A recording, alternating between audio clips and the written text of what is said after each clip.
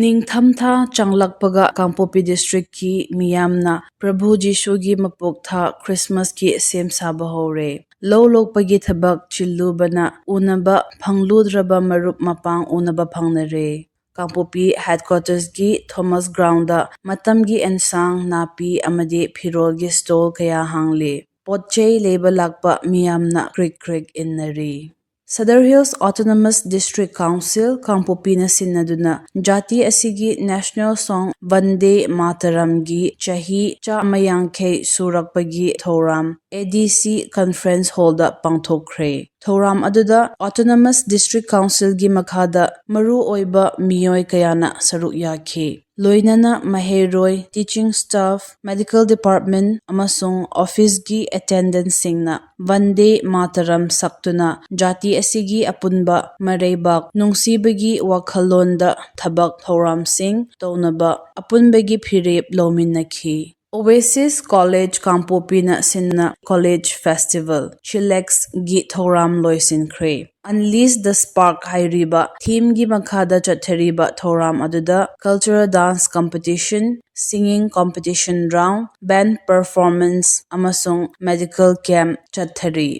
ꯃꯔꯥꯝ ꯕꯦꯇꯥꯂꯤꯌꯟ brief 16 Assam ꯔꯥꯏꯐꯜꯁꯅ ꯁꯤꯟꯗꯨꯅ fit India freedom ꯔꯟꯒꯤ ꯁꯔꯨꯛ ꯑꯃ ꯑꯣꯏꯅ ꯃꯔꯥꯊꯣꯟ ꯄꯥꯡꯊꯣꯛꯈ꯭ꯔꯦ꯫ ꯕ꯭ꯔꯤꯐ 16 ꯑꯁꯥꯝ ꯔꯥꯏꯐꯜꯁꯅ ꯀꯥꯂꯥꯄꯍꯥꯔ ꯚꯤꯂꯦꯖ ꯂꯝꯄꯥꯛꯇꯒꯤ ꯀꯥꯡꯄꯣꯛꯄꯤ ꯕ꯭ꯔꯤꯒꯦꯗꯤꯌꯔ ꯊꯣꯃꯥꯁ ꯒ꯭ꯔꯥꯎꯟꯗ ꯂꯝꯊꯕ ꯃꯔꯥꯊꯣꯟ ꯑꯁꯤ ꯀꯦꯇꯦꯒꯣꯔꯤ ꯑꯅꯤ, ꯕꯣꯏꯁ ꯑꯦꯟ ꯒꯔꯜꯁ ꯀꯦꯇꯦꯒꯣꯔꯤ ꯑꯁꯤꯗ ꯃꯤꯑꯣꯏ 150ꯅ ꯁꯔꯨꯛ ꯌꯥꯈꯤ꯫ ꯂꯣꯏꯅꯅ ꯃꯀꯣꯛ ꯃꯊꯪ ꯇꯥꯔꯕ ꯂꯝꯖꯦꯟ ꯆꯦꯟꯕ ꯌꯥꯎꯔꯤꯕꯁꯤꯡꯕꯨ ꯁꯥꯔꯇꯤꯐꯤꯀꯦꯠ, ꯃꯦꯗꯜ ꯑꯃꯁꯨꯡ ꯀꯦꯁ ꯄ꯭ꯔꯥꯏꯖꯁꯨ ꯌꯦꯟꯊꯣꯛꯈꯤ꯫ ꯇꯂꯣꯂꯣꯡꯗ ꯂꯩꯕ ꯗꯝꯗꯩ ꯈ꯭ꯔꯤꯁꯇꯤꯌꯟ ꯀꯣꯂꯦꯖꯅ ꯁꯤꯟꯗꯨꯅ ꯃꯍꯥꯛꯀꯤ ꯀꯣꯂꯦꯖ ꯀꯥꯔꯅꯤꯚꯦꯜ ꯑꯃꯁꯨꯡ ꯄꯣꯁꯠ ꯒ꯭ꯔꯦꯖꯨꯑꯦꯠ ꯁ꯭ꯇꯗꯤꯁꯒꯤ ꯏꯅꯣꯒ꯭ꯔꯦꯁꯟ ꯊꯧꯔꯝ ꯄꯥꯡꯊꯣꯛꯈ꯭ꯔꯦ꯫ ꯍꯧꯈꯤꯕ ꯑꯣꯛꯇꯣꯕꯔ 31ꯗ ꯄꯥꯡꯊꯣꯛꯈꯤꯕ ꯊꯧꯔꯝ ꯑꯗꯨꯗ ꯃꯥꯎ ꯀꯟꯁꯇꯤꯇ꯭ꯌꯨꯑꯦꯟꯁꯤ ꯑꯦꯁꯦꯝꯕ꯭ꯂꯤꯒꯤ MLA ꯑꯦꯜ ꯗꯤꯈꯣꯅ ꯏꯅꯣꯒ꯭ꯔꯦꯠ ꯇꯧꯕꯤꯈꯤ꯫ ꯃꯍꯥꯛꯅ ꯖꯤꯂꯥ ꯑꯁꯤꯗ ꯄꯣꯁꯠ ꯒ꯭ꯔꯦꯖꯨꯑꯦꯠ ꯁ꯭ꯇꯗꯤꯁꯒꯤ ꯑꯣꯄꯣꯔꯆꯨꯅꯤꯇꯤ ꯄꯨꯊꯣꯛꯄꯒꯤꯗꯃꯛ ꯄ꯭ꯔꯤꯟꯁꯤꯄꯜꯕꯨ ꯑꯦꯄ꯭ꯔꯤꯁꯤꯌꯦꯠ ꯇꯧꯕꯒꯤ ꯋꯥꯍꯩ ꯊꯝꯈꯤ꯫ ꯀꯣꯂꯦꯖ ꯀꯥꯔꯅꯤꯚꯦꯜꯒꯤ ꯊꯧꯔꯝ ꯑꯗꯨꯗ ꯁ꯭ꯇꯨꯗꯦꯟꯠꯁꯤꯡꯅ ꯁꯣꯡꯁ, ꯇꯦꯂꯦꯟꯠ ꯁꯣ ꯑꯃꯁꯨꯡ ꯅꯥꯠꯀꯤ ꯑꯣꯏꯕ ꯖꯒꯣꯏ ꯀꯌꯥꯁꯨ ꯎꯠꯈꯤ꯫ ꯀꯣꯂꯦꯖꯀꯤ ꯁ꯭ꯇꯥꯐ, ꯁ꯭ꯇꯨꯗꯦꯟꯠꯁ ꯑꯃꯁꯨꯡ ꯖꯤꯂꯥ ꯑꯁꯤꯒꯤ ꯃꯈꯥꯗ ꯏꯝꯄꯣꯔꯇꯦꯟꯠ ꯄꯔꯁꯣꯅꯦꯂꯤꯇꯤꯁ ꯀꯌꯥꯅꯁꯨ ꯁꯔꯨꯛ ꯌꯥꯈꯤ꯫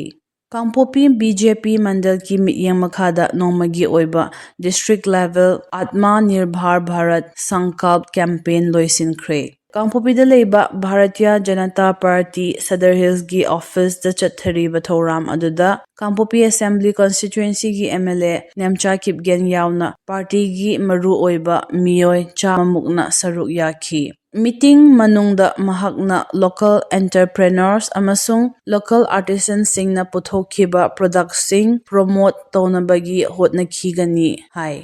ꯍꯧꯈꯤꯕ ꯑꯣꯛꯇꯣꯕꯔꯒꯤ ꯇꯥꯡ 38ꯗ ꯁꯗꯔ ꯍꯤꯜꯁ ꯑꯣꯇꯣꯅꯣꯃꯁ ꯗꯤꯁꯇ꯭ꯔꯤꯛ ꯀꯥꯎꯟꯁꯤꯜꯅ ꯁꯤꯟꯅꯗꯨꯅ ꯄ꯭ꯔꯤꯚꯦꯟꯁꯟ ꯑꯣꯐ ꯁꯦꯛꯁꯨꯑꯦꯜ ꯍꯔꯥꯁꯃꯦꯟꯠ ꯍꯥꯏꯕ ꯑꯋꯦꯌꯔꯅꯦꯁ ꯄ꯭ꯔꯣꯒ꯭ꯔꯥꯝ ꯑꯃ ꯀꯥꯡꯄꯣꯛꯄꯤꯒꯤ ADC ꯑꯣꯐꯤꯁꯀꯤ ꯀꯟꯐꯔꯦꯟꯁ ꯍꯣꯜꯗ ꯄꯥꯡꯊꯣꯛꯈꯤ꯫ ꯏꯚꯦꯟꯠ ꯑꯗꯨꯗ ꯃꯔꯨ ꯑꯣꯏꯕ ꯃꯤꯑꯣꯏꯁꯤꯡꯅ ꯁꯔꯨꯛ ꯌꯥꯗꯨꯅ ꯄ꯭ꯔꯣꯒ꯭ꯔꯥꯝ ꯑꯗꯨꯗ ꯋꯥ ꯉꯥꯡꯈꯤ꯫ ꯑꯋꯦꯌꯔꯅꯦꯁ ꯄ꯭ꯔꯣꯒ꯭ꯔꯥꯝ ꯑꯗꯨꯗ ꯋꯥ ꯉꯥꯡꯈꯤꯕꯁꯤꯡ ꯑꯗꯨꯗꯤ ꯃꯅꯤꯄꯨꯔ ꯁ꯭ꯇꯦꯠ ꯀꯝꯃꯤꯁꯟꯒꯤ ꯃꯦꯝꯕꯔ SK ꯁꯣꯐꯤꯌꯥ, ꯀꯥꯡꯄꯣꯛꯄꯤ ꯗꯤꯄꯨꯇꯤ ꯀꯃꯤꯁꯅꯔ ꯁ꯭ꯔꯤ ꯃꯍꯦꯁ ꯆꯧꯗ꯭ꯔꯤ ꯑꯃꯗꯤ ꯃꯅꯤꯄꯨꯔ ꯁ꯭ꯇꯦꯠ ꯀꯝꯃꯤꯁꯟ ꯐꯣꯔ ꯋꯨꯃꯦꯟꯒꯤ ꯆꯦꯌꯔꯄꯔꯁꯟ TH ꯇꯤꯅꯤꯡꯐꯝ ꯃꯣꯟꯁꯥꯡ ꯑꯁꯤꯅꯤ꯫ ꯄ꯭ꯔꯣꯒ꯭ꯔꯥꯝ ꯑꯗꯨꯒꯤ ꯃꯈꯥ ꯇꯥꯔꯛꯄ ꯑꯣꯏꯅ ꯔꯤꯁꯣꯔꯁ ꯄꯔꯁꯟꯁꯤꯡꯅ ꯁꯔꯨꯛ ꯌꯥꯕ ꯇꯦꯛꯅꯤꯀꯦꯜ ꯁꯦꯁꯟꯁꯨ ꯄꯥꯡꯊꯣꯛꯈꯤ꯫ ꯁꯦꯁꯟ ꯑꯗꯨꯗ legal framework of POSH act 2013, rights, responsibilities and redressal mechanism ꯍꯥꯏꯕ ꯇꯣꯄꯤꯛ ꯑꯁꯤꯗ ꯑꯦꯗꯚꯣꯀꯦꯠ ꯗꯣꯛꯇꯔ ꯑꯉꯝꯅ ꯋꯥ ꯉꯥꯡꯈꯤ꯫ Lammilel Simte MCS district social welfare ꯗꯤꯄꯥꯔꯠꯃꯦꯟꯠꯅ ꯍꯥꯏꯔꯤꯕ ꯇꯣꯄꯤꯛ CBIGS ꯄꯣꯔꯇꯦꯜꯗ ꯋꯥ ꯉꯥꯡꯈꯤ꯫